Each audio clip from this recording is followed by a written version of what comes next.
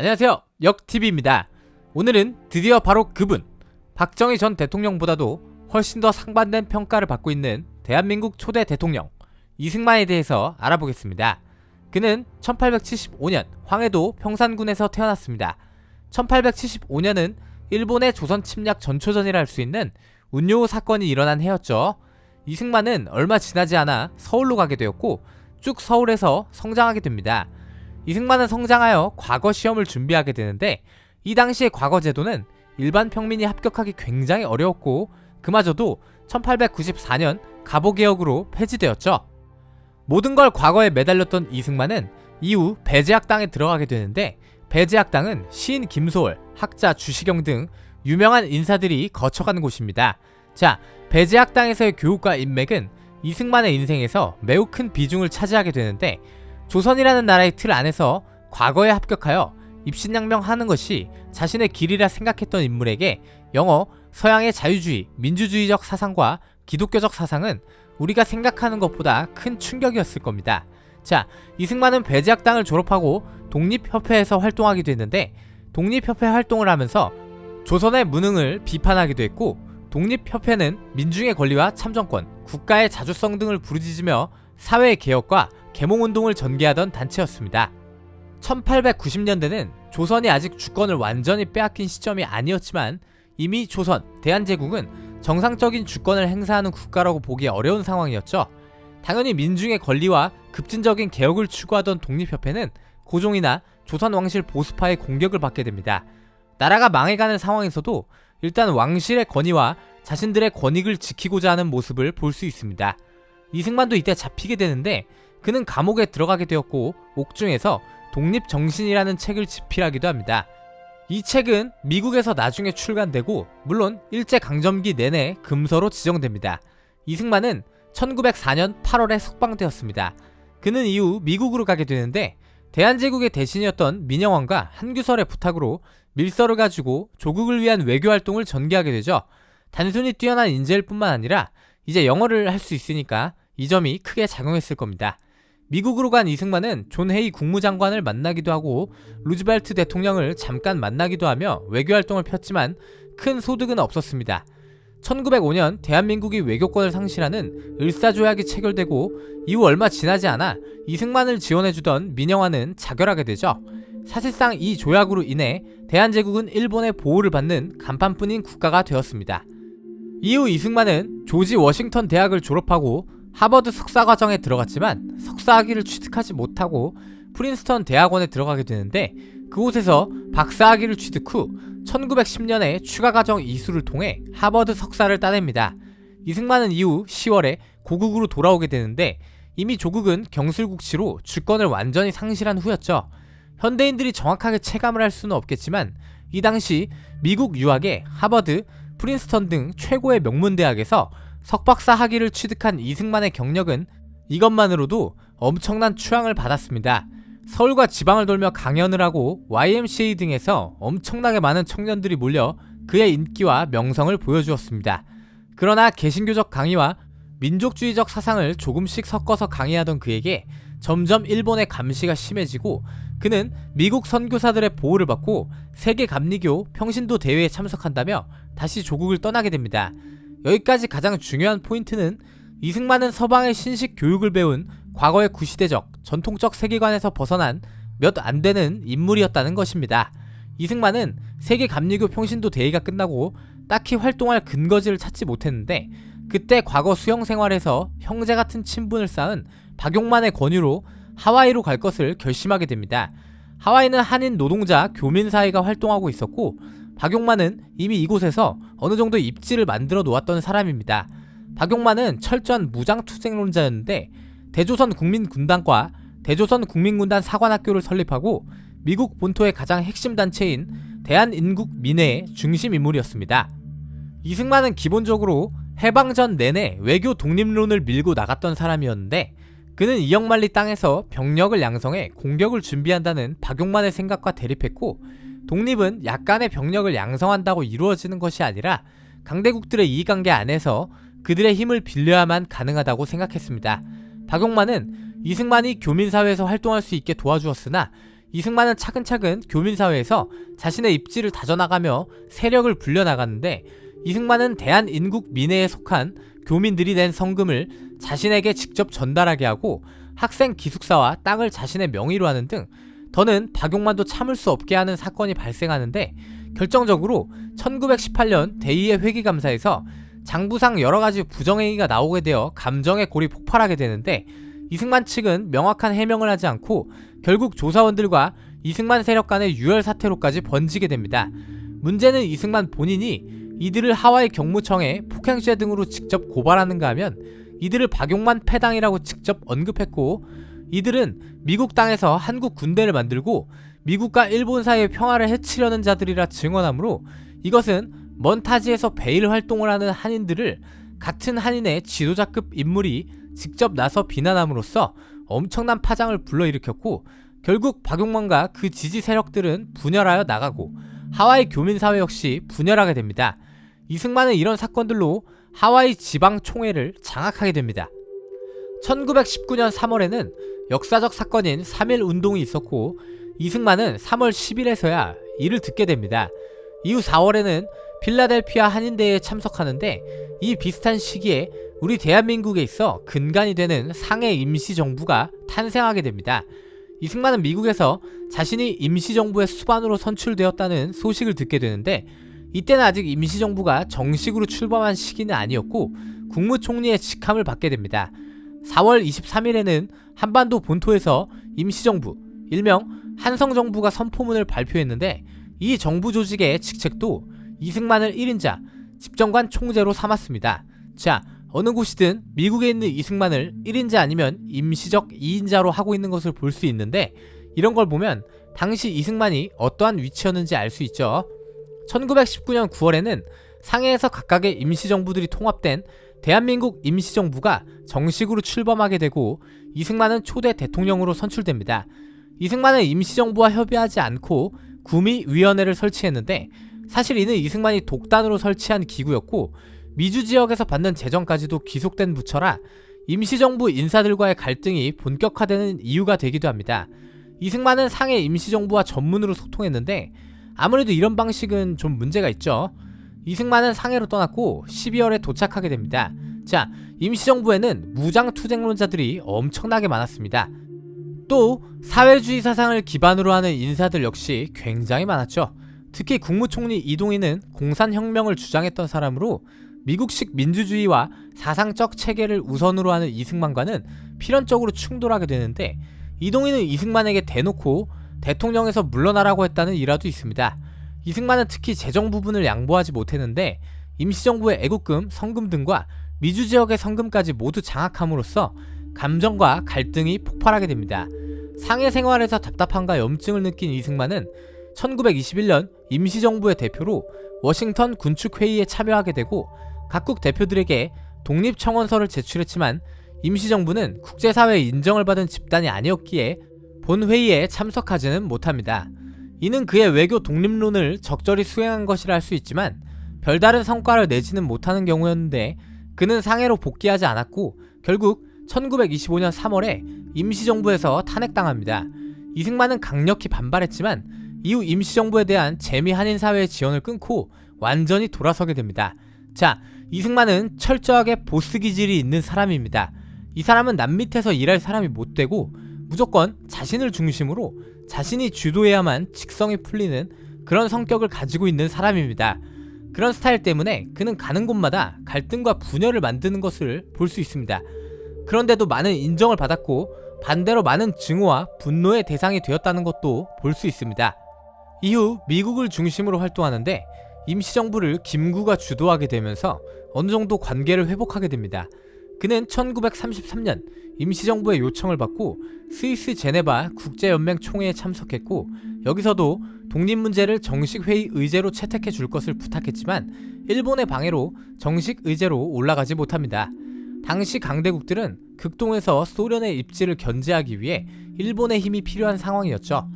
이승만은 소련에 직접 부탁하기 위해 소련으로 가기도 했지만 도착하자마자 추방당하고 다시 유럽으로 돌아옵니다. 그러나 아무것도 얻은 게 없는 것은 아니었습니다. 그는 스위스 제네바에서 그의 반려자인 프란체스카를 만났고 이듬해 뉴욕에서 결혼식을 올립니다. 이후 시간이 흘러 2차 세계대전이 발발하고 진주만 공습으로 일본과 미국의 전쟁이 터지게 되는데, 상황이 이렇게 되니 이승만이나 독립운동가들 입장에서는 미국이 무조건 이겨야만 했고, 그 이승만조차도 무장투쟁을 준비했습니다. 이승만은 미국에게 한인들을 훈련시켜 첩보 수집부대 창설을 건의하기도 했고, 일본인 2세들로 구성된 부대들과 같이 미군 소속이면서 한인들로 이루어진 부대 창설을 건의하기도 했습니다. 또 임시정부의 정식 승인을 위해 노력했지만 결국 전쟁 끝까지 임시정부는 정식으로 승인되지 못했죠.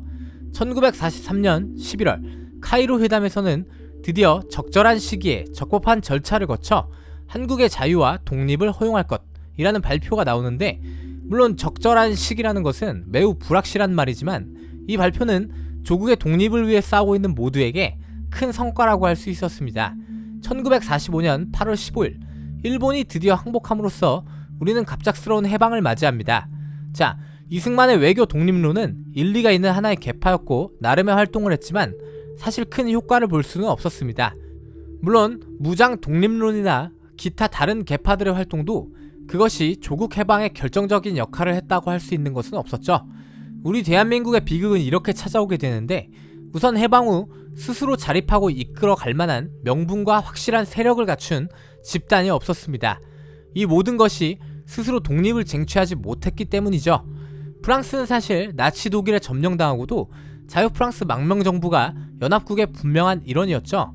또한 자국 내에도 거대한 세력의 저항 조직 레지스탕스가 있었으며, 사실 이들도 미국과 영국, 소련의 도움이 아니었다면 해방을 맞이할 수가 없었지만 자유프랑스는 연합국 내에서 분명한 인정을 받았으며, 실제로 미국의 배려로 가장 먼저 자유프랑스군이 파리 해방군으로 입성하게 됩니다. 이것은 일종의 낭만과 상징성을 위해 한 일이었지만 프랑스인들에게 대표적인 감격의 순간으로 뽑히죠. 프랑스는 전후 문제를 해결하고 주도하는 데에 분명한 명분을 가진 세력이 있었으며, 승전국의 입장으로 국제사회에 영국과 미국만큼은 아니더라도 하나의 주체적 세력으로 남을 수 있었습니다. 하지만 우리 한반도는 이미 이 시점 해방을 스스로 쟁취하지 못했고, 이 해방을 가져온 국제사회 세력에게 인정받은 정부가 없었다는 것, 이것은 해방 후 엄청나게 많은 세력과 이념, 계파적 갈등, 싸움을 만들게 됩니다.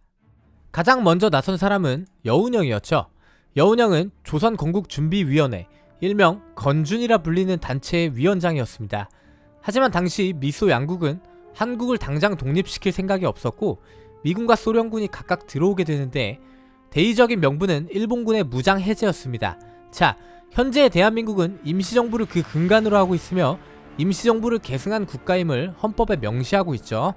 그러나 이 시점 임시정부는 한반도 밖에 있었고 그 적통을 인정하지 않는 또 다른 새로운 국가 건국을 위한 집단이 있었음을 알 수 있습니다. 즉 해방 후 새로운 국가를 주도하는 것은 어떠한 명분이나 강력한 세력이 따로 없었음을 이 건준을 통해 알 수 있습니다. 또한 건준은 좌우가 모두 속해 있는 집단이었지만 박헌영의 공산당 계열이 중심이 되어갔고, 건준의 조선공산당이 일선에 나서 1945년 9월 조선인민공화국을 자신들 멋대로 선포한 것은 역사에 남을 그들의 실수이며 비난받아 마땅한 행위였습니다. 이는 다른 우익, 민족 진영이 참여하지 않은 말 그대로 자신들 멋대로 새로운 국가 설립을 선포한 만행이었으며, 발빠르게 자신들의 정치적 주도권을 먼저 만들어 놓으려는 계략이었고, 또 많은 참여 인사들이 공산주의자들로 구성된 집단이었죠.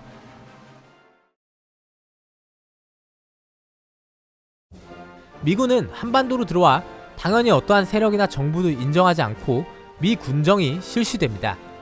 그들은 해방 전부터 있던 친일 관리들과 경찰 등을 어느 정도 그대로 기용하는 현상 유지 정책을 씀으로써 크고 작은 문제들이 발생했습니다.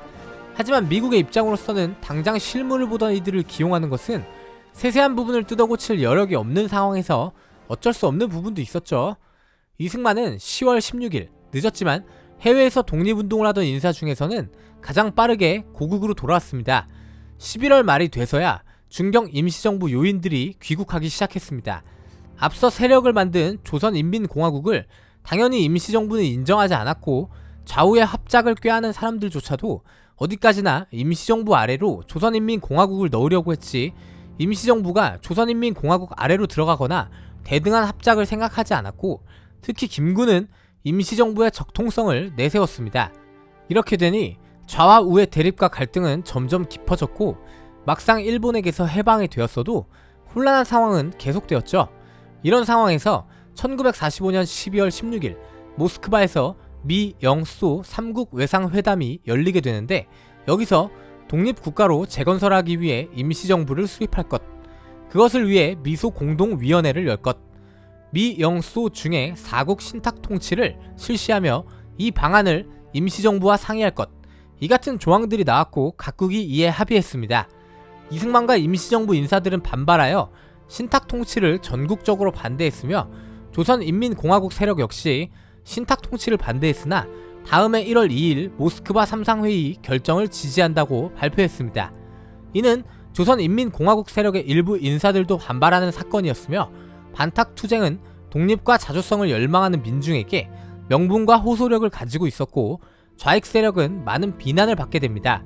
이것은 한순간에 전세를 역전시키게 되는데 찬탁을 주장하는 사람들은 해방전 독립운동을 하고 나름의 헌신을 한 사람들도 순식간에 매국노로 몰리게 되었고 처음부터 민중들을 향한 대의명분 부분에서는 이길 수가 없는 싸움이었습니다.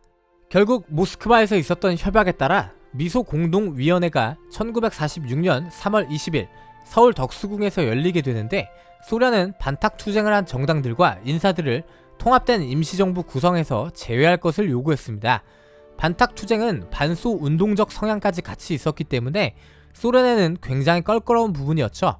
문제는 이 당시 북한 지역은 이미 김일성이 1946년 2월에 북조선 임시위원회를 만들고 공산화가 진행되고 있었는데 이는 사실상 정부 형태의 기구로 소련은 애당초 남과 북, 좌우가 통합된 정부를 만들 생각이 없었습니다.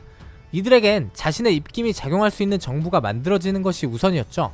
또한 통합된 임시정부가 만들어지고 총선을 실시하여 정부가 작동하게 되면 상대적으로 인구가 적은 북측은 이미 진행 중이었던 북측의 정부가 와해될 수가 있었습니다. 사실 북한은 이미 미소공동위원회 이전 김일성의 주도로 토지개혁이 일어난 바가 있어서 지주들은 강제로 땅을 빼앗기고 몇 년 후 집단 농장화하기도 합니다. 미 군정도 모든 정치 세력을 참여시키자고 말은 했지만 그들 나름대로 자신들의 입김이 닿는 사람들이 통합된 임시정부의 주력이 되기를 바랬다는 것인데 사실 소련이 한 말도 이것과 같습니다. 반탁 운동을 한 사람들을 배제한다면 소련의 친화적인 인사들과 사회주의, 공산 세력밖에는 남지 않기 때문에 미군정은 양보할 수가 없는 상황이었죠. 결국 미소 공동의원회는 별다른 차비점을 찾지 못합니다. 이승만은 이런 상황에서 남한도 단독 임시정부를 수립하고 소련과 협상을 통해 통일정부를 세워야 한다고 말했는데 이승만이 한 이 발언은 그 당시에는 절대 금기였던 발언이라고 할 수 있습니다.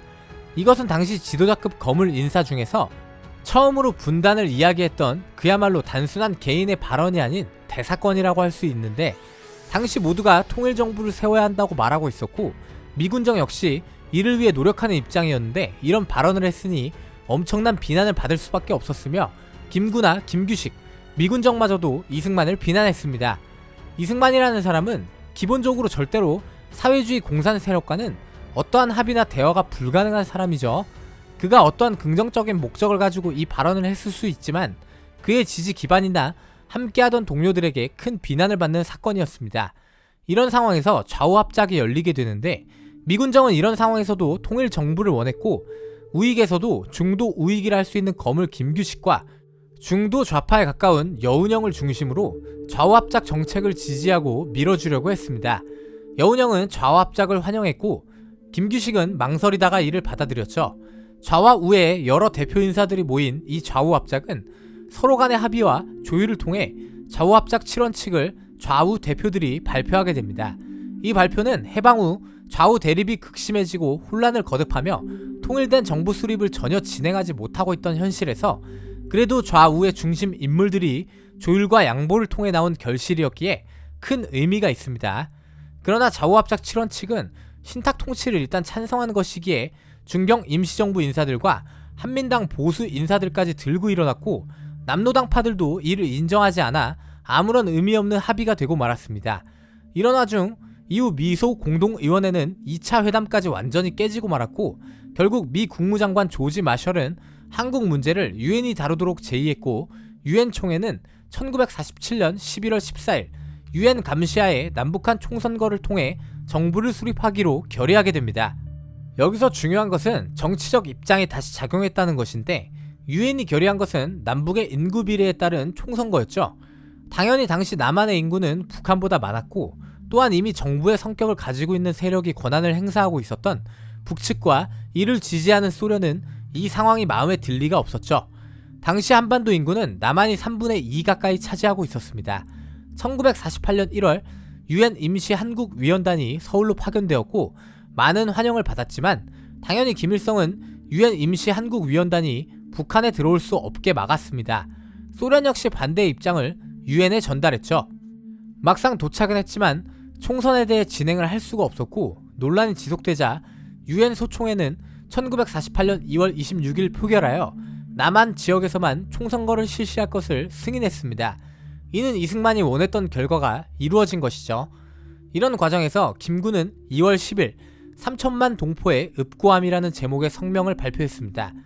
나는 통일된 조국을 건설하려다 38선을 베고 쓰러질지언정 일신의 구차한 안위를 취하여 단독 정부를 세우는 데는 협력하지 아니하겠다. 가슴을 울리는 명문장은 분단이 현실화되어가는 참담한 현실을 받아들일 수 없는 그의 가슴 아픈 심정이 나타나 있습니다. 이승만은 빠르게 총선거 운동을 시작했지만 김구와 김규식의 생각은 달랐습니다.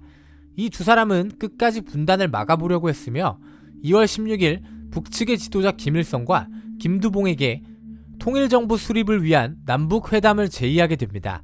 3월이 돼서야 북한에서 회답이 왔는데 이후 두 사람은 북으로 가게 됩니다. 북한이 이미 남한의 단독선거 계획이 다 결정된 뒤에 대화의 장을 연 것은 고도의 정치적 계산입니다. 남한의 선거를 방해하고 분단의 책임을 회피하며 자신들의 명분을 챙기려는 속셈이었죠. 김구와 김규식은 사실 모양새만 남북의 지도자급들이 대화하는 것이지 사실상 들러리와 다름없었습니다. 북한은 이미 1948년 2월에 조선인민군이 창설되었고 헌법 초안까지 만들어놨으며 북한 정권 수립에 필요한 모든 준비를 끝내놓고 김구와 김규식을 불러들였습니다. 이는 처음부터 남북 통합 임시정부 수립에 대한 의지가 없었음을 알 수 있습니다. 둘은 회담과 연석회의에 참여했지만 아무것도 달라지는 것은 없었습니다. 결국 유엔 소총의 결의에 따라 남한의 선거가 실시되었습니다. 총 198명이 당선되었고 5월 말 재헌국회가 소집되어 국호를 대한민국으로 정했으며 대통령 중심제를 정치체제로 채택했습니다. 7월 17일에는 민주주의 헌법이 공포되었으며 7월 24일에 대통령 이승만, 부통령 이시영이 취임식을 하게 되었습니다. 우리 대한민국의 기본 정신인 민주공화국, 삼권분립, 보통선거제도, 주권재민까지 대한민국의 모든 권력과 주권이 국민에게 있고 기본권을 보장받는다는 정신이 깃든 헌법과 함께 이승만의 초대 내각이 출범하게 된 것이죠. 자, 여러분, 이승만이라는 사람은 굉장히 웃기는 부분이 많은 사람입니다. 그는 작은 부분에서는 광적일 정도로 집착하는 부분을 보였고 자신이 무언가를 주도하기 위해서라면 무슨 짓이든 했으며 특유의 보스적 기질 때문에 많은 이들을 분열과 갈등에 빠지게 하기도 했죠. 이승만은 깔려고 작정하고 달려들면 끝도 없이 공격할 수 있는 인물입니다. 여기서 다룬 그의 관은 정말 극히 일부입니다. 그런데 이 사람이 재밌는 게 이 사람은 자잘하게 잘못한 게 너무나도 많지만 몇몇 가지 있는 공들이 대신 어마어마한 것들이 있다는 것입니다. 여러분, 외교 독립론은 큰 성과를 거두지는 못했지만 그가 해방 전 여러가지로 조국의 독립을 위해 활동했다는 것은 틀림없는 사실입니다. 해방 후 돌아와 정읍 발언, 분단을 이야기해서 욕을 먹었지만 여러분 어떤가요? 결국은 이승만 말이 맞죠? 분단을 막을 수가 있었습니까? 북한은 이미 김일성의 사실상 정부나 다름없는 조직으로 장악하고 있었고 무장 조직도 있었습니다. 자기들 마음대로 토지개혁을 하고 모든 실권을 행사하고 있었죠. 그런데 남한은 어떻죠? 좌우가 서로 싸우며 아무것도 하지 못하고 있었죠. 좌우 합작은 제가 큰 의미가 있다고 했죠. 그러나 그 의미는 지극히 상징적인 의미일 뿐 사실 아무런 의미도 없다고 할 수 있습니다. 여러분, 좌와 우의 인물들이 대화하고 협상했지만 정작 극단을 달리는 인물들, 진짜 화합을 하고 대화를 해야 되는 사람들, 이승만, 김구, 박헌영, 김일성, 이런 사람들은 이 합작에 참여를 안 했다는 거예요. 여운형이 당시 좌파의 연합체인 민전의 보스였지만 민전의 중심 세력은 박헌영의 공산당 세력입니다. 이 사람들이 좌우합작의 결과물들을 인정하나요? 김일성의 이를 따르나요? 이승만, 김구가 이걸 인정합니까? 안 합니다. 애당초 아무런 의미도 없다는 거예요. 이런 상황에서 오히려 남한 측 인사들만 끝까지 통합된 임시정부를 만들려고 하는데 김일성과 소련은 어차피 이걸 인정하지 않는다는 거고 처음부터 그럴 생각이 없어요. 이승만은 최소한 이걸 이미 알고 있었어요. 그리고 혹시 김구처럼 연립적인 형태로 공산당과 민족주의파, 극우파 이런 사람들이 공존하는 정부를 만든다? 여러분, 이게 됩니까? 이게 될 거라고 생각하세요? 역사가 말해줍니다. 절대 안 됩니다. 공산당 활동을 하고 사회주의 사상을 가진 사람들과 공존을 한다는 것은 절대 불가능해요. 여러분, 일제강점기에 굉장히 많은 독립운동가가 사회주의 사상을 기반으로 하는 사람들, 공산당 활동을 하던 사람들이에요. 이 사람들은 죽으면 죽었지 이 제국주의적 사상과는 섞일 수가 없는 사람들이에요. 생리적으로도 사상적으로 그렇습니다. 때문에 인정할 건 인정해야 해요. 사회주의 사상가들은 독립운동 세력의 주축이었다 봐도 무방할 정도로 그 숫자가 엄청나게 많았어요. 그런데 해방이 되면 뭐합니까? 임시정부 국무총리였던 이동희의 말처럼 이 나라가 공산혁명으로 국가가 세워지면 임시정부의 정신처럼 민주공화국, 삼권분립, 보통선거제, 주권제민이 살아 숨쉬는 대한민국이라는 나라가 과연 만들어질 수 있었을까요? 공산주의자들은 절대 다름을 인정하지 않습니다.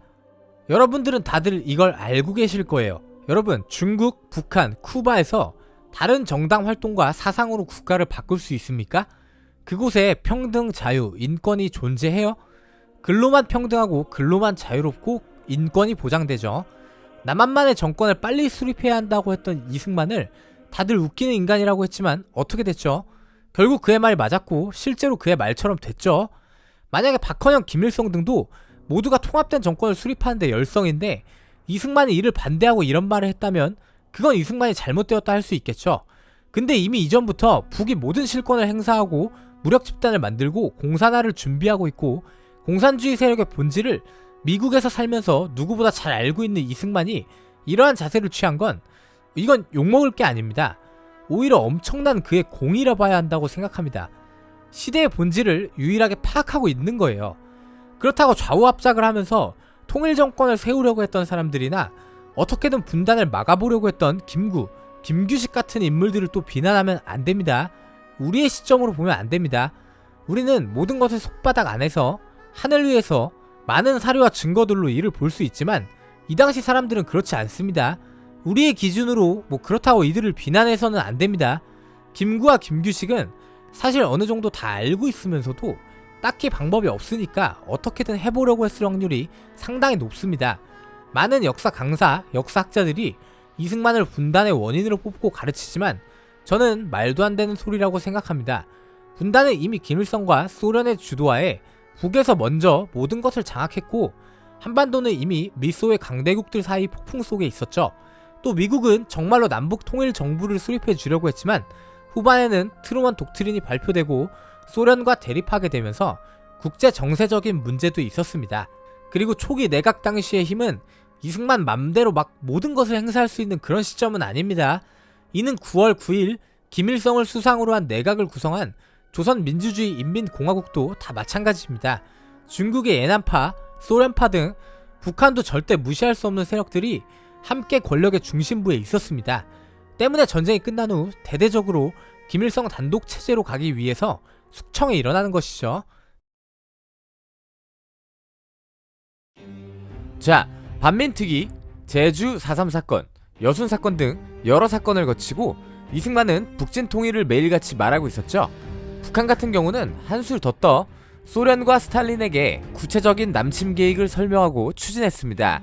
북한은 1948년 초반 조선인민군을 창설하고 1948년 10월 철수한 소련군에게 장비를 넘겨받아 4개 사단으로 증편되었으며 1948년 12월 모스크바에서 열린 소련, 북한, 중국의 3국 군사 대표회의에서 남침을 위한 북한군의 전략적 군사 증강 계획을 논의했죠. 그러나 1948에서 49년 사이 스탈린은 신중론을 펼칩니다. 남한보다 확실한 우위에 서지 못한다면 전면 전쟁을 허락할 수 없다는 입장을 내놓았죠. 1947년 트루먼 선언이 발표되고 미소 양국은 미묘한 긴장 관계를 유지했는데, 당시엔 미국도 소련도 앞장서서 상대를 자극하지 않으려 하는 상황이었습니다. 스탈린은 미군이 아직 주둔하고 있고 38선 분할 협정이 유효하기 때문에 아직은 때가 아니라 만류했습니다.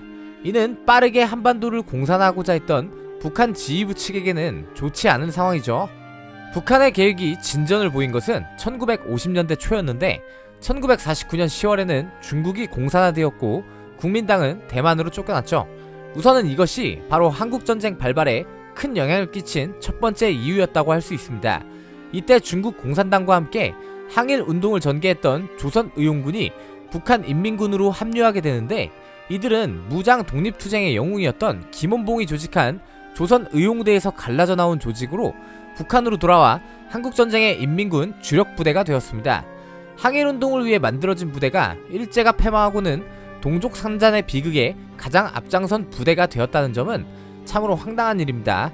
어쨌든 혼란한 내전을 끝내고 중국 본토를 통일하고 1949년 말에는 북한의 든든한 우방국가가 탄생했다는 점, 미국의 지원을 받던 국민당을 몰아내고 공산혁명을 완수한 국가가 시작되었다는 점은 신중론을 고수하던 스탈린의 마음에 변화를 주는 첫 번째 계기가 되었고, 북한에도 한반도를 공산할 수 있다는 자신감을 심어주게 되는 사건이었죠.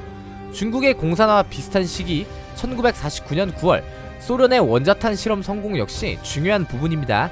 소련이 핵실험을 성공하게 되므로 미국은 국제 정세를 다시 한번 생각할 수밖에 없게 되었죠. 1950년 1월에는 북한의 침략 계획에 힘을 실어주는 사건이 발생하는데 바로 에치슨 선언입니다. 미국의 국무장관 딘 에치슨은 미국의 동북아시아에 대한 극동 방위선을 발표하는데, 알류산 열도와 일본 본토, 오키나와 필리핀을 연결하는 라인을 방위선에 넣으며 한반도와 대만이 제외되었죠. 이 에치슨 선언은 1949년 미군 철수 이후 미국이 한반도에서 손을 떼겠다는 의미로 비칠 수 있기에, 이를 근거로 지금까지도 널리 퍼져 있는 미국이 한반도에서 전쟁이 일어나도록 유도했다는 남침 유도서를 만들어내기도 했죠. 그러나 에치슨 선언은 미국이 절대로 포기할 수 없는 지역에 대한 발표를 한 것이지, 절대 이로 인해 한반도에서 무슨 일이 일어나든 관여하지 않겠다? 이런 의미가 아닙니다. 단적으로 에치슨 선언 바로 직후 있었던 1950년 1월 26일에 발표된 한미 상호 방위 원조 협정을 들 수 있죠. 미국이 한반도를 포기할 생각이었다면 이런 협정을 할 필요가 있을까요? 김일성, 박헌영은 끈질기게 스탈린에게 남침 계획을 설득했고, 결국 1950년 3월 말부터 4월에 걸쳐 다시 모스크바로 가게 되는데, 이때는 1949년과는 많은 것이 달라져 있었습니다. 에치슨 선언이 있었고 중국의 공산화와 더불어 인민군도 그 전보다 훨씬 강대해져 있었고, 미소의 냉전 또한 심화되어 있었습니다. 스탈린은 남침을 승인하면서 한 가지 조건을 달았습니다. 중국의 동의를 받을 것을 요구했던 것이죠. 김일성은 바로 5월에 중국으로 건너가 중국의 협력을 약속받습니다. 모택동은 미국의 참전 가능성을 경계해야 한다고 말하지만 김일성은 그럴 가능성은 거의 없다며 장담합니다. 또한 김일성은 남한을 점령하는 데에는 채 한 달이 걸리지 않을 것이기에 미국은 원군을 보낼 틈이 없을 것이라 말했고, 모택동은 미국이 참전했을 때를 대비해 북중 경계지역에 병력을 배치하겠다고 약속했죠. 여러분, 이런 기록들은 훗날 소련의 해제된 기밀 문서들에서 볼 수 있는 기록들인데, 보시다시피 이 두 사람도 미국의 참전을 기정사실로 잡고 있습니다. 다만 한 사람은 미국이 원군을 보내기도 전에 끝을 낸다는 거고, 한 사람은 명분상 바로 들어올 수가 없으니 미국이 들어오면 그때 움직인다는 말이죠. 소련은 5월에 군사 고문단을 파견하고 본격적으로 남침 계획서를 작성했으며 4월부터 이미 다수의 장비와 군수물자가 반입되었습니다. 모든 준비를 끝낸 북한은 1950년 6월 25일 오전 4시에 기습 남침을 개시했습니다. 이미 모든 준비를 끝낸 인민군에게 국군은 아무것도 하지 못하고 밀렸습니다.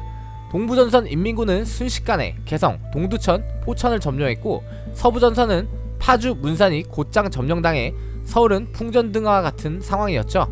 춘천과 홍천에서 그나마 육사단이 효과적인 방어전을 치러냈지만 다른 전선이 와르르 무너진 것을 알게 되어 적절히 시간을 벌고 후퇴했습니다. 이 부분은 저희 역TV 청성부대 편을 참고해주시면 감사하겠습니다. 결국 개전 3일 만에 서울이 함락당하게 되는데, 그래도 앞서 육사단이 춘천 홍천에서 적의 진군을 6일 동안 지연시킴으로써 주력군이 한강 이남으로 탈출하면 춘천 방향 인민군이 수원으로 진격해 국군의 주력을 포위, 섬멸한다는 계획이 무산되었고, 국군은 어느정도 전력을 보존한 채 후퇴했고 한강 방어선을 형성할 수 있었습니다. 이승만은 전쟁 초기 대응 부분에서 그 책임을 피할 수 없습니다. 6월 25일과 26일 북한의 남침을 국군이 잘 막아내고 있다고만 방송을 통해 알렸고, 실상은 일방적으로 당하고 있었지만 오히려 일부 부대는 반격하여 해주로 진격하고 있다는 거짓 방송을 내보내기도 했습니다. 27일까지도 전선의 실상에 대한 명확한 설명을 하지 못했고, 결정적으로 이승만 본인은 27일 서울이 점령당하기 직전 이미 빠져나갔다는 것인데, 문제는 군의 책임자인 총참모장 최병덕과 국방장관 신승무였습니다. 이 두 사람은 전쟁 전부터 아무런 대비를 하지 못했고, 특히 최병덕은 실제 전황에 대해 이승만에게 국군이 잘 막아내고 있다는 엉터리 보고를 합니다. 이승만조차도 26일까지 전혀 상황을 파악하지 못하고 있다가 27일 서울이 위험하다는 보고를 듣고 탈출하게 됩니다. 한강 방어선에 시차를 나온 메가더는 최병덕의 무능을 지적하며 이승만에게 그를 보직해임시킬 것을 요구하기도 했습니다. 이승만은 군 수뇌부들에게 직접 알리지도 않고 열차를 이용해 먼저 서울을 빠져나갔습니다. 이후 한강다리를 폭파해 끊어진 한강다리를 붙잡고 어떻게든 탈출하려고 하는 사람들의 사진은 유명하죠. 27일까지 서울 시민들에게 제대로 알리지도 않고 통수권자가 먼저 몰래 빠져나간 일은 대표적인 그의 흑역사로 꼽힙니다. 한강다리 폭파는 사실 적의 진격을 지연시키기 위해 반드시 필요한 일이었지만, 애당초 신승무와 최병덕은 초기 대응에서 아무런 정황도 발견하지 못했고 통수권자에게도 거짓 보고를 함으로써 국민을 대피시킬 시간과 여유를 없애버렸습니다. 그나마 미군의 참전과 유엔의 대응이 굉장히 빨랐던 것은 우리에게 다행스러운 일이었습니다. 유엔 안전보장이사회는 북한의 공격을 침략으로 규정하고 27일 유엔 총회에서 대한민국의 군사 원조를 지원하기로 결정했죠. 7월 초 급하게 미군 선발대 스미스 대대가 들어왔고 곧장 24사단이 원군으로 들어왔습니다. 그러나 스미스 대대는 충분한 훈련과 장비를 갖춘 부대가 아니었고 인민군을 우습게 보다가 오산 중미령 고개에서 인민군에게 대패합니다. 7월 20일에는 대전까지 빼앗기게 되는데, 마찬가지로 준비가 제대로 안 된 24사단은 패배하고 사단장 딘 소장이 포로가 되는 미군 역사에 남을 치욕을 당하기도 했죠. 8월에는 더는 물러날 수 없는 낙동강 전선을 형성하고 이곳에서 처절한 싸움이 벌어졌지만 다부동, 영천지구 전투 등에서 버텨내므로 대구를 간신히 사수했습니다. 이런 와중 드디어 인천 상륙작전이 성공하므로 전세는 한순간에 바뀌어 후방을 차단당한 적의 주력이 혼란에 빠진 사이 국군과 유엔군의 대반격이 시작됩니다. 총공세를 감행하여 9월 28일 서울을 수복하고 10월 1일 38선을 돌파하게 되는데, 이날을 국군의 날로 기념하고 있습니다. 10월 19일에는 평양까지 점령했고 압록강까지 진격하는가 하면 동부전선에서는 해산진과 장진호까지 점령해 통일은 시간 문제처럼 보였습니다. 그러나 중공군이 참전하여 밀려들어와 12월 초 평양을 빼앗겼고 1월 4일에는 서울까지 빼앗겼습니다. 그러나 국군과 유엔군은 다시 반격하여 1951년 3월 15일에 서울을 탈환하고 3월 말에는 38선까지 다시 진격했죠. 전쟁은 1951년 6월부터 1953년 7월까지 고착 상태에 들어갔고 한 뼘의 땅이라도 빼앗기 위해 치열한 고지전들이 벌어졌습니다. 자, 이때부터 전쟁은 별다른 진전 없이 2년을 더 끌게 되는데 결국 평화회담에 대한 이야기가 나오게 됩니다. 북한은 미국의 폭격으로 쑥대밭이 되어 있었고 중국은 실제로 휴전을 원했습니다. 중국은 내부적인 혁명이 성공한 지 채 1년도 되지 않은 시점에서 한국전쟁에 대대적인 병력으로 참전했기 때문에 큰 문제를 겪고 있었죠. 소련과 미국도 더는 이 전쟁에서 얻을 것이 없다고 판단했고 1951년 7월부터 논의되기 시작했습니다. 그러나 포로 문제 등 세부적인 사항들이 합의되지 않아 계속 결렬되는데 1952년에는 2차 대전의 영웅 아이젠하워가 미국의 대통령으로 당선되기도 했고 1953년 3월에는 소련의 스탈린이 사망하기도 했습니다. 아이젠하워는 전쟁을 빨리 종결짓고자 했으나 이승만은 이를 반대합니다. 이승만 입장에서는 어느정도 당연하겠죠. 어차피 벌어진 전쟁이니 다시 분단 상황으로 갈 생각이 없었죠. 이승만은 정전협정이 구체적으로 진행되어 가고 있던 1953년 6월에 전쟁에서 손을 떼려는 미국을 압박하기 위해 멋대로 방공포로들을 석방해버렸고 미국은 분노하여 강력하게 항의합니다. 하지만 완전히 무대뽀인 이승만의 태도에 미국은 정전협정의 성사를 위해선 이승만을 달랠 필요가 있었고 로버트슨 국무차관보를 특사로 파견하여 협상을 했습니다. 이승만은 한미동맹을 체결해주면 휴전에 동의하겠다며 나섰지만 미국이 이를 원치 않아 이 회담에서는 결렬되었죠. 하지만 미국은 결국 이승만의 요구를 받아들이게 되고 1953년 7월 27일 드디어 판문점에서 정전협정이 이루어졌고 얼마 지나지 않아 10월 1일 한미 상호 방위 조약을 체결했습니다. 이승만은 이 조약을 체결한 후 이렇게 말했습니다. 한미 방위 조약이 체결되었으므로 우리의 후손들은 여러 대에 걸쳐 갖가지 혜택을 누릴 것이다. 이승만의 말 그대로입니다. 여러분 정말 멋지지 않습니까? 이것은 그야말로 땡깡과 오기의 승리입니다. 야 좋아, 전쟁에서 손을 떼고 싶으면 대신 우리의 안전을 니들이 보장하고 손 떼라. 아니면 난 우리들만이라도 북진할 거요. 자, 이것은 이승만의 진정한 업적이며 대한민국을 구한 위대한 땡깡의 승리라고 말할 수 있습니다. 한반도에 주둔하게 된 미 2개 사단은 싸우지 않고 가만히만 있어도 그것 자체가 전쟁을 억제하는 효과를 낳았고, 이렇게 안보적으로 위험한 나라에도 해외 자본이 들어오고 투자가 이루어질 수 있는 것은 이 조약의 힘입니다. 이후 한강의 기적으로 불리는 산업화 경제 개발에도 지대한 영향을 주었습니다. 자, 박수 한번. 또 전쟁 중 1952년 1월 18일 대한민국 인접 해양의 주권에 대한 대통령의 선언을 공표했는데, 이것은 사실상 국가 간의 영해를 선포한 것으로 이승만 라인이라 부르기도 합니다. 이는 일본과 어떠한 협의도 거치지 않은 일방적 선언으로 일반적인 경계보다 몇십 배를 확장한 60해리를 영해로 선포했습니다. 이승만 라인은 독도를 지키기 위해 선언한 것이 아니었죠. 물론 그것도 하나의 이유였지만 크게는 대한민국 어민들의 어업권을 확보하기 위함이었죠. 일본은 당시 독도를 자국의 영토로 인식하고 있었기 때문에 많은 일본 어민들이 독도 인근에서 어업을 하고 있었고, 한국 어민들과 잦은 충돌을 빚었는데, 이를 근거로 독도 근방 일본 어선들을 납포하고 영해로 들어온 순시선에 기관총 사격을 한 사례도 있습니다. 당시 해양 지배권을 위한 전력이 사실상 없었던 대한민국은 일본이 동해에서 큰 영향력을 행사할 것을 우려했고 때문에 선수를 친 사건이었습니다. 이 이승만 라인이 중요한 이유는 이후 대한민국이 독도의 영유권에 대해 실효 지배하게 되는 결정적인 계기가 되었기 때문입니다. 박정희 정권 때 한일 국교가 정상화됨에 따라 이승만 라인의 영해는 서로 양보해 줄어들었지만 독도의 실효 지배는 여전히 이어졌고, 영해로서 평화선을 선언한 일은 독도를 확실하게 대한민국 영토로 지켜냈다 할 수 있고, 1965년 국교 정상화에 따른 한일 어업 협정이 이루어지기 전에는 많은 어민들이 광활한 영역에서 큰 혜택을 보았죠. 이 부분은 이승만의 거대한 업적이라 할 수 있습니다. 자, 다시 6.25로 돌아가서 이승만 정권의 씻을 수 없는 악행들을 보자면, 우선 진정한 죄악이라 할 수 있는 보도연맹 사건이 있는데요. 당시 국민보도연맹은 과거 좌익단체나 공산당에 소속되었다가 전향한 자들을 모아놓은 단체였는데, 표면적으로 그럴 뿐 실제로는 아무 상관도 없는 사람들도 가입시켰다는 여러 증언이 나오고 있습니다.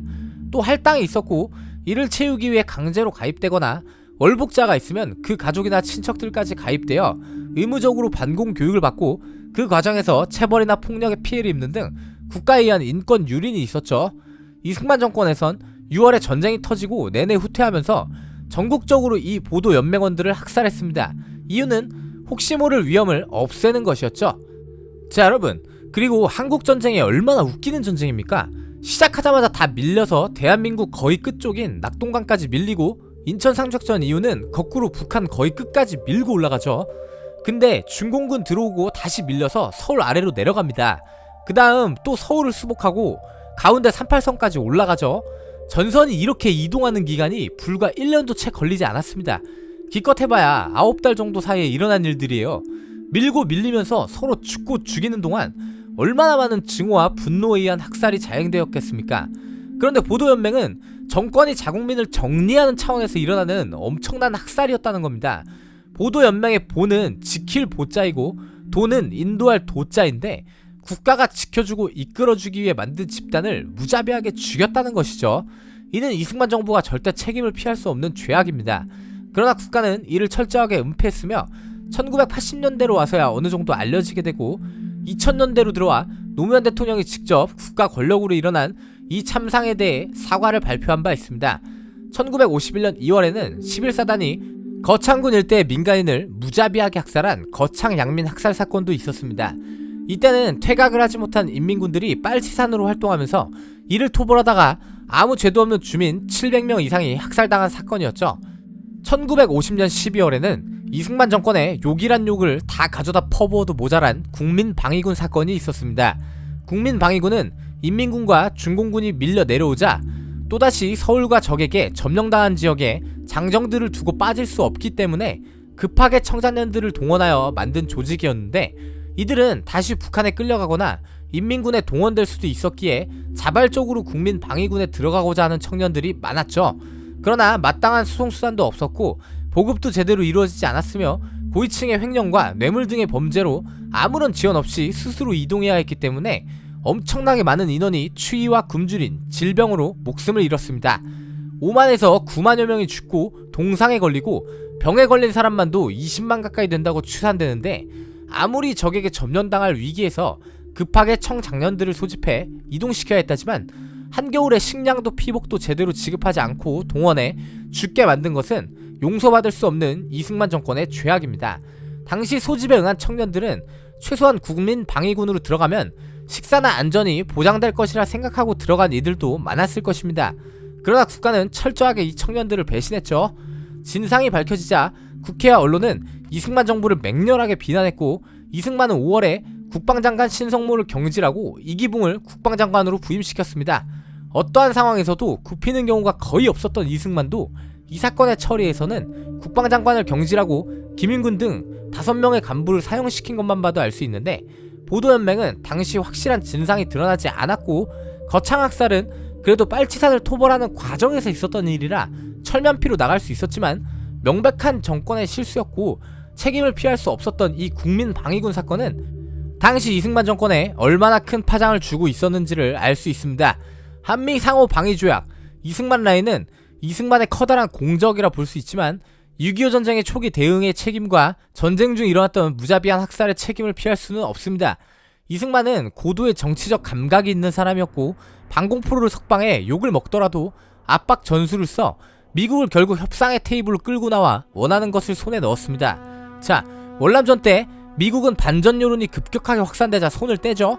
그러나 그냥 나간 건 아니었고 원조는 그대로 했고 북베트남과 남베트남 사이에 평화협정을 맺어주고 손을 뗐습니다. 그러나 우리 북베트남 월맹 뻘건 형님들이 평화를 원할까요? 아닙니다.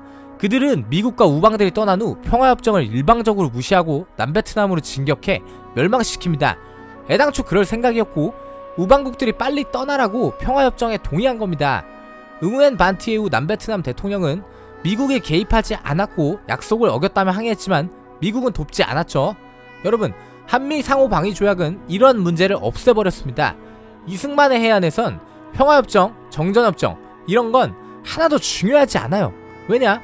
공산주의 세력들의 본질을 알고 있으니까요.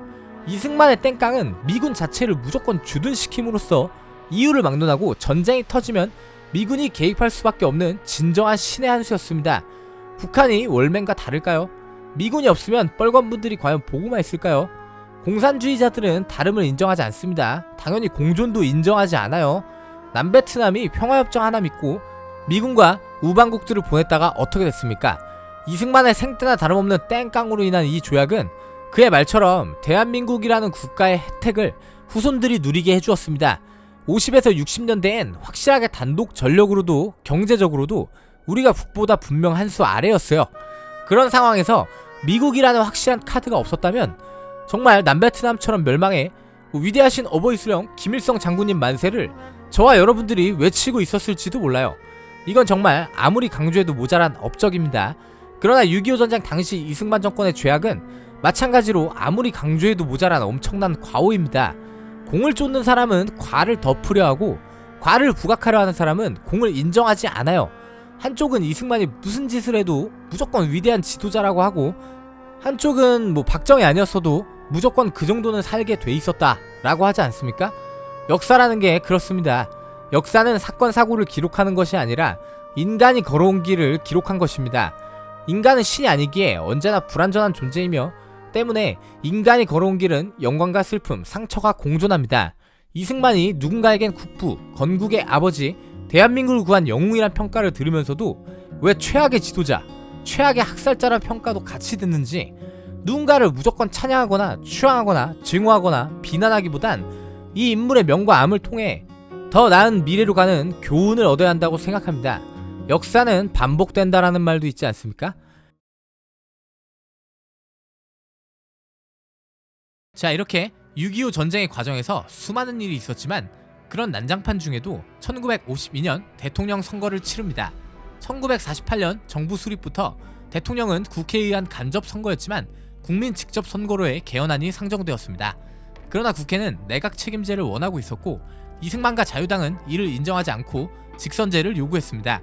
정부는 직선제를 통과시키기 위해 1952년 5월 경상남도와 전라도에 계엄령을 선포하고 야당 의원들을 헌병대가 연행하는 사건이 일어났는데 이게 바로 부산 정치파동 사건입니다. 당시 전쟁통의 임시 수도는 부산이었죠. 이 사건은 민주주의가 유린당한 사건으로 파장이 컸습니다. 김성수는 부통령직을 자진 사퇴하고 이승만에 대한 비난을 퍼부었고 국내 언론 역시 비난 여론이 쇄도했고 정부는 국회 해산을 보류했지만 6월 20일 부산국제구락부에서 정부에 대한 투쟁에 나선 야당과 재야 인사를 괴한이 습격하여 피습당했던 국제구락부 사건이 일어났으며 6월 30일에는 깡패 집단들이 국회의사당을 포위하여 국회의원들을 연금하는 일이 벌어지기도 했습니다.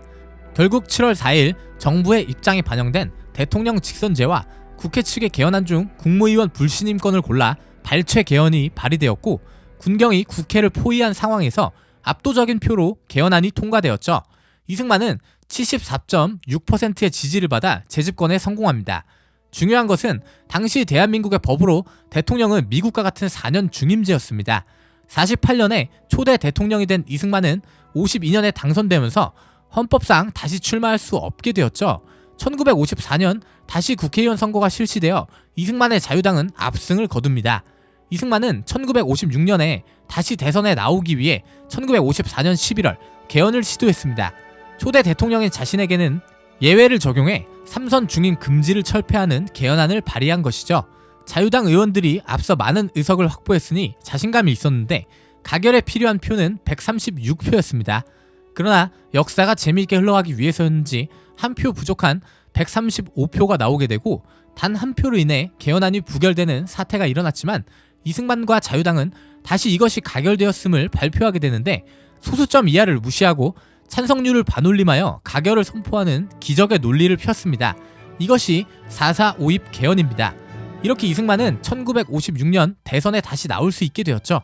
1956년 대선에서 대통령 후보에 자유당 이승만, 민주당 신익희, 무소속 조봉암이 출마했고 부통령에 자유당 이기붕, 민주당의 장면이 각각 출마했습니다. 이때 민주당의 구호가 그 유명한 못살겠다 갈아보자였습니다. 그런데 민주당의 신익희가 대선 레이스 도중 심장마비로 사망하게 되었죠. 대통령은 다시 이승만이 당선되었지만 신익희에게도 많은 추모표가 몰렸고 무소속인 조봉암이 의외로 200만 표 이상을 득표했습니다. 물론 이승만이 이겼지만 조봉암은 이름을 널리 알리게 되었고 진보당을 창당하여 활동하게 되는데 1958년 진보당은 북한의 지령을 받는 간첩 집단이라는 누명을 쓰고 1959년 조봉암은 사형당했습니다. 이 사건은 분명 견제 차원에서의 사법살인이었고 조봉암이 사회주의자였었던 것은 맞으나 사법부가 헌법상 책무를 다하지 못한 중대한 과실이었습니다. 2011년 대법원은 조봉암에 대한 무죄를 선고하고 유족들에게 배상 판결을 내렸습니다. 이승만은 개헌안에 따라 다시 1960년 대선에 출마했습니다. 당시 경쟁자는 민주당의 대통령 후보 조병옥과 부통령 후보 장면이었죠.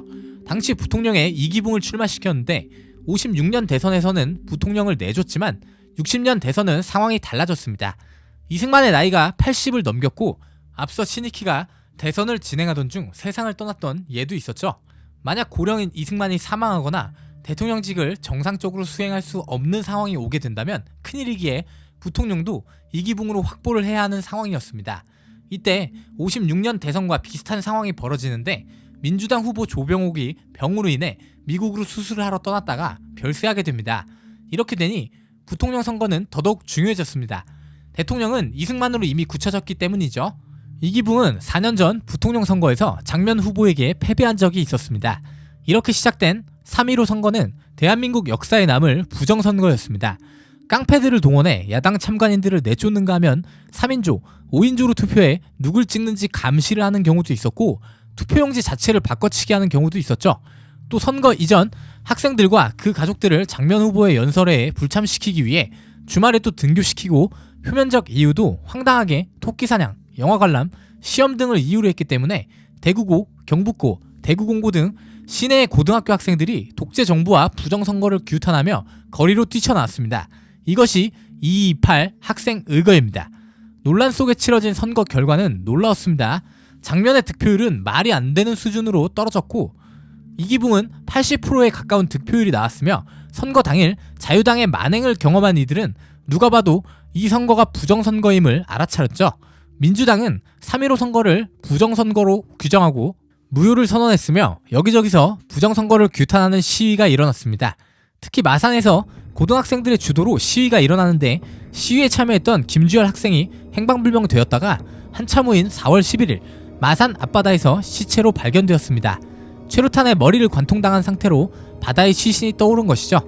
이 사건으로 시민들은 분노했으며 경찰서 무기고를 터는 무장 봉기로 발전했고 부정선거와 정부의 만행을 규탄하는 시위가 서울을 비롯해 전국으로 확산되었습니다. 마산에서는 7명이 진압 과정에서 사망했는데 이 사건에 대한 이기붕의 발언이 걸작이죠. 총은 쏘라고 준 거 아닙니까? 4월 18일에는 고려대학교 학생 3천여 명이 국회의사당 앞에서 시위를 벌였는데 정부는 급하게 손을 써야 했고 결국 자유당 휘하에 정치 깡패들이 학교로 들어가는 이 고려대 학생들을 습격하여 다수의 부상자가 나왔습니다. 이 사건은 곧장 4.19 혁명으로 이어지며 중고등학생과 초등학생까지 포함해 수만 명의 시민이 대통령 관저 경무대로 몰렸고 여기서도 경찰은 총을 발표했으며 이기붕의 집 앞에서도 똑같은 상황이 발생했는데 21명의 사망자와 172명의 부상자가 나왔습니다. 이제 더 이상 부정선거는 문제가 아니었습니다. 이승만 독재 정권을 타도하는 것이 대의적인 명분이 된 것입니다. 시위대와 경찰은 격렬하게 부딪혔고 총격전이 일어났습니다.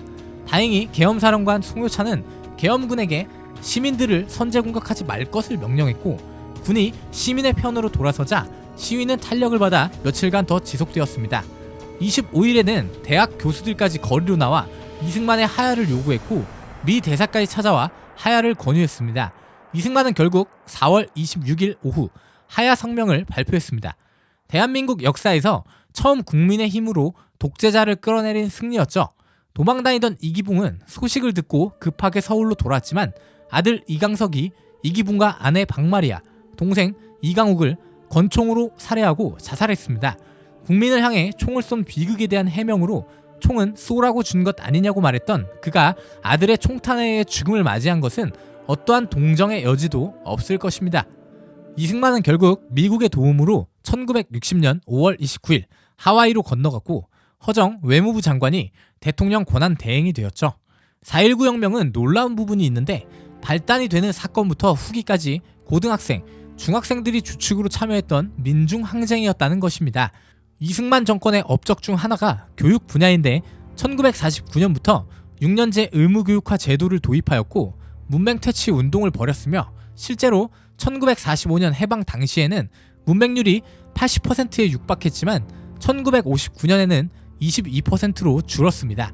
중학생은 10배, 고등학생은 3배 이상 늘었고 해방 직후 20개교가 채 안 되던 대학도 60개교가 넘게 늘어났죠. 또 정부를 수립한 직후 가장 먼저 한 일이 무진장 가난하던 시절에도 국비로 가능성 있는 젊은이 35명을 뽑아 유학을 보내기도 했습니다. 그런데 많은 노력으로 의식이 깨인 학생들이 다수 양성되었고 결국 그들에 의해 권력을 내려놓게 되었으니 이게 역사의 아이러니가 아니면 무엇이라 하겠습니까? 이승만의 업적이 그의 독재 정권을 무너뜨리게 되었으니 말입니다. 또 농지개혁 부분을 빼놓을 수 없는데 농지개혁으로 농민 대부분이 소작농이었다가 갑자기 땅을 얻어 농사를 짓기 시작했고 각 집안에서는 최소한 1명 이상의 기대를 걸고 체계화된 교육을 시켰습니다. 이 농지개혁으로 인해 일제강점기 가장 강력한 계층이었던 지주층은 대한민국 사회에서 지배층이 될 수 없었고 농지개혁 자체가 교육 분야에도 커다란 영향을 주게 된 것이죠.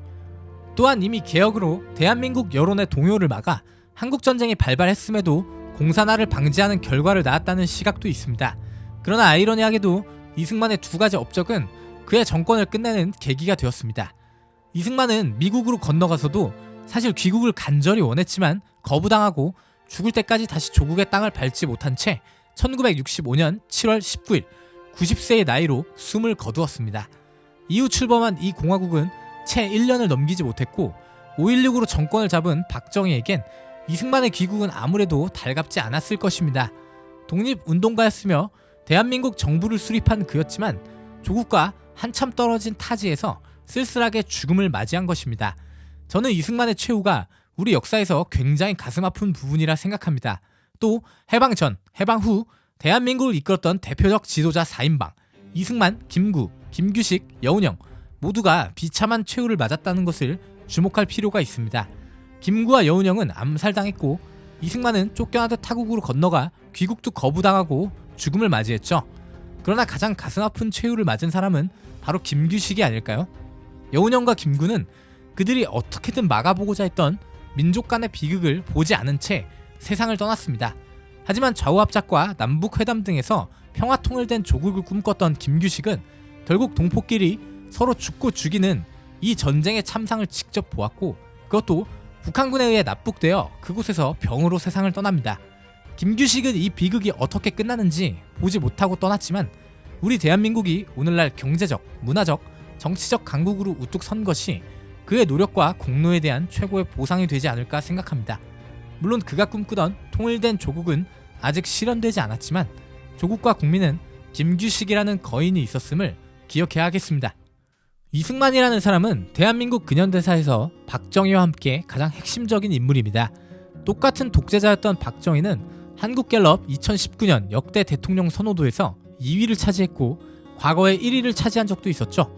그러나 이승만의 선호도는 항상 1% 안팎에 머물고 있습니다.